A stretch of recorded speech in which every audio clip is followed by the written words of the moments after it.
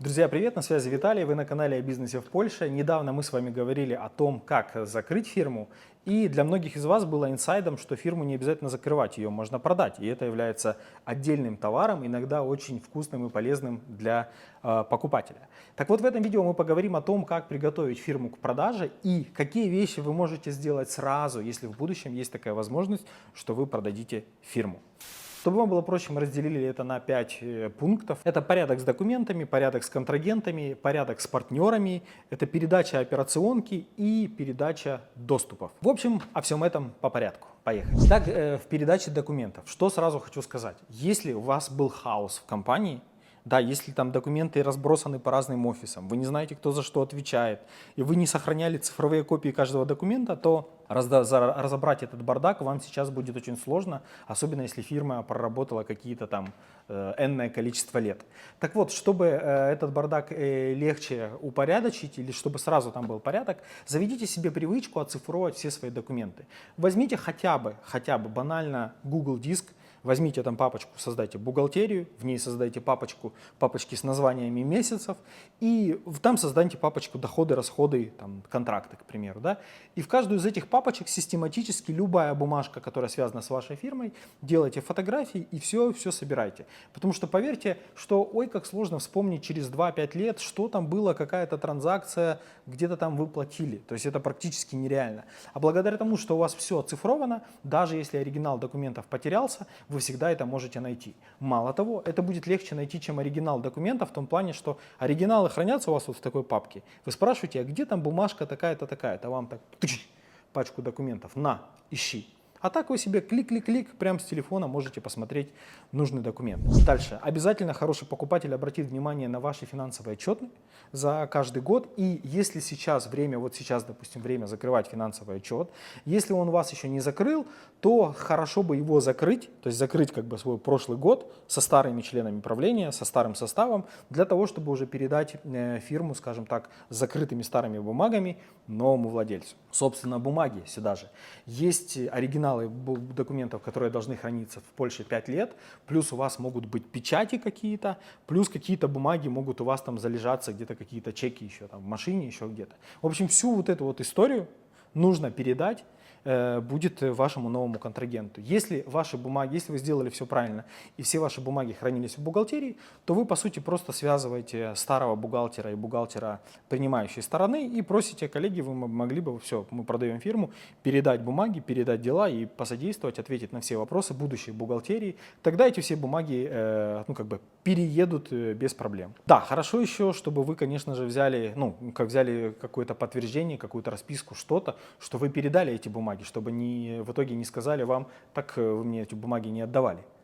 Второе. Порядок с контрагентами. И это касается, как, допустим, вы арендуете что-то, да, вам кто-то выполняет какие-то услуги, это ваши сотрудники, подрядчики и так далее. В общем, всех их там желательно предупредить о том, что у вас будет новый собственник, поменяются люди, хотя бы по одной простой причине. Иногда контрагенты заключают с вами договор с фирмой, но этот договор привязан к конкретному, не знаю, члену правления, который подписывал бумажки. Так у нас было, допустим, на одной фирме с топливной компанией, и реально, то есть фирма, есть 3 человека, которые могут подписывать документы, но транспортная компания ведет дела, то есть принимает документы подписанные только от того человека, который изначально подписывал документы. Так вот, дабы такого не было, позаботьтесь о том, чтобы именно связать будущего собственника и сказать, что теперь вот этот человек может подписывать документы. Тут важный нюанс, еще такое понятие, как термин выповедения. То есть, допустим, если вы хотите расторгнуть договор со старой бухгалтерией, потому что у покупателя есть своя бухгалтерия, важно понимать, сколько времени вы еще обязаны по договору обслуживаться в этой бухгалтерии. Обычно это 2-3 месяца, и это может быть проблемой, когда вы продаете фирму, а фирма по договору должна еще 2-3 месяца платить старой бухгалтерии. Соответственно, все вот эти вот вещи, связанные с куплей-продажей, лучше планировать заранее, за 2-3 месяца, сразу же взять свой список контрагентов, посмотреть, где у кого какой срок выповедения, расторжения предложения договора и заранее их предупредить. Причем желательно в письменной форме, чтобы вам потом не сказали: так мы же с вами обсуждали, но мы не утвердили, а надо было утвердить. Пожалуйста, хотя бы на почту письменно напишите, что так и так, продаем компанию, вынуждены расторгнуть с вами договор, спасибо за работу. Пункт номер 3. Порядок с партнерами. И я имею в виду именно партнеров вашей фирмы. Вам важно понимать, кто теперь будут новыми собственниками фирмы, и чтобы все старые партнеры были согласны, ну, как минимум на продажу своих долей и передачу права на управление фирмой, потому что в госреестре, скорее всего, нужны будут подписи каждого, и вам нужно организовать этот процесс, дабы какой-то из партнеров, там, не знаю, 5-й, 10-й, не заблокировал, у которого там меньше всего долей, там, не заблокировал вам всю эту процедуру. Потому что очень часто при регистрации в фирме в госреестре пишется такой нюанс, что собственники не могут продавать свои доли без общего согласия. И это может стать проблемой. Да? Поэтому очень важно вам договориться в первую очередь с вашими партнерами, что да, мы все вместе продаем фирму. Теперь поговорим о передаче доступов. Если вы все сделали правильно в самом начале, то вы сделали отдельную почту корпоративную, к которой привязывали все аккаунты.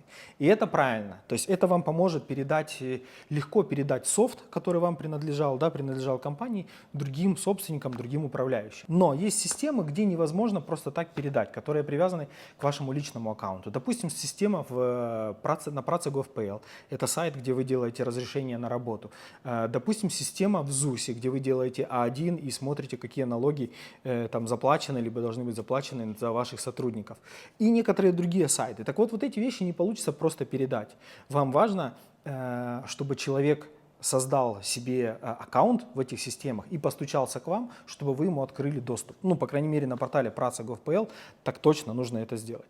Нужно это сделать для того, чтобы к вам потом через 3 месяца не стучался какой-то левый сотрудник компании, о которой вы уже и забыли, и говорил: открой мне доступ, мне надо срочно сделать разрешение на работу, а вы уже ничего не помните. Поэтому сразу же при продаже фирмы позаботьтесь о том, чтобы передать доступы к нужным сайтам. С остальным софтом проще, повторюсь, сделайте все правильно с самого начала, создайте отдельную почту и на нее регистрируйте все аккаунты, с нее переписывайтесь с вашими контрагентами. Вам не придется еще, в общем, 3 месяца отвечать всем вашим контрагентам: извините, у фирмы поменялся собственник, пишите теперь на эту почту.